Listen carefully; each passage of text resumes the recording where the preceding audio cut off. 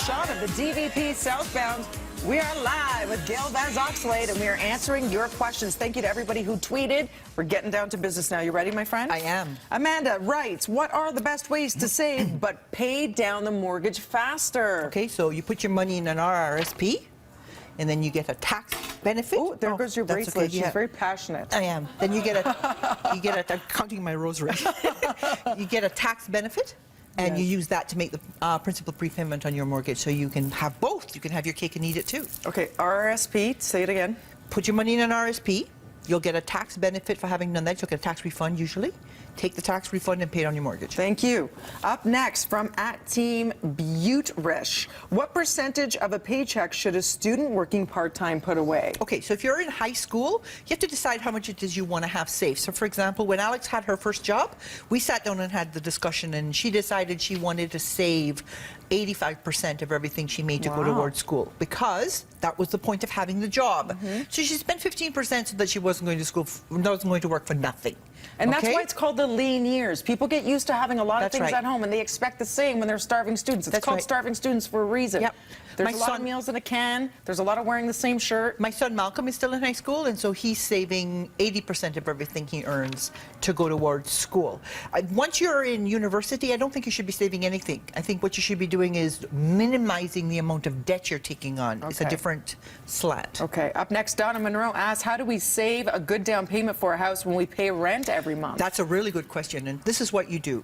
You figure out what it'll cost for the new house. So what your mortgage payment is going to be, what your property taxes will be, your insurance, your maintenance, and your utilities.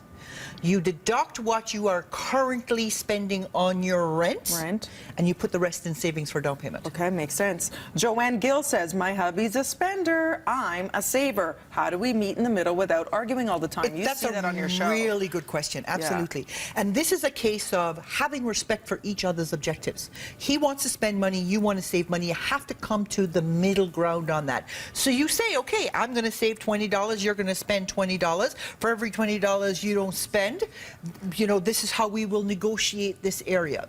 It's a fine line to walk between having a life and spending too much money and not preparing for the future. You have to negotiate that very carefully. There has to be some For the extreme cases, the people who will not stop spending, I suggest very strongly that you protect yourself and your family by making sure you put a Chinese wall between you and the spender.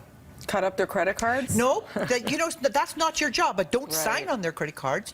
Don't be a joint user on their credit cards. Make sure you're not liable for their debt, and make sure that whatever savings you're doing is in only your name. Okay, up next, Megan says, should I continue to build savings and investments or pay down my mortgage? Again, that was the first question that we had. You know, this whole idea that you need to have a balanced life. And we were talking about this in the break. How do you have a balanced life? Well, people are under the impression the idea is to get out of your mortgage as fast as possible. That was never the intent. Even the word mortgage means commitment till death. Okay?